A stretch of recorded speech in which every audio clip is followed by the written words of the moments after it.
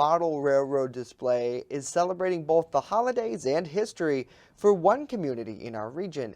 WNY News Now's John Last shares the story. If you're a regular viewer of The Last Word, you know I like to do train stories. I've done a couple on model train displays, and I heard about a nice one here in Spartansburg. This is Ron and Connie Sitterly's garage on Davenport Street. It's an early December tradition for the Sitterlys to show off their model trains as part of the town's early holiday celebration called Christmas in Spartansburg. The event was held over the weekend and draws people from miles around. It's just for their entertainment, that's all. I like to see people smile. I like to see them remember what they had as trains when they were kids. And, you know, basically we just talk to a lot of interesting people, make a lot of interesting contacts. Ron rekindled his interest in model trains 8 years ago when he traveled to West Virginia to ride a train powered by a Climax locomotive. He decided right then and there that he wanted to go back to his childhood hobby of model railroading and have Climax locomotives as the centerpieces of his collection. There is a local connection.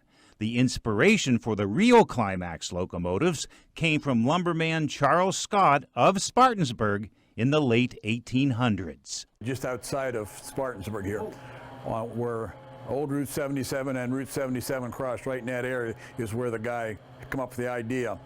The Sitterly's train display not only has a holiday theme, it has a history theme as well.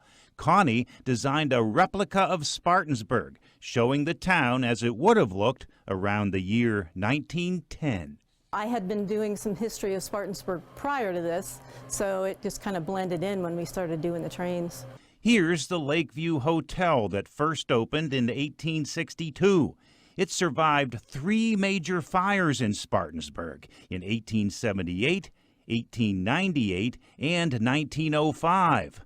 Unfortunately, it caught fire in 1918 and was never rebuilt. Here's the Oddfellows building on Main Street. It's still standing and is now a hardware store.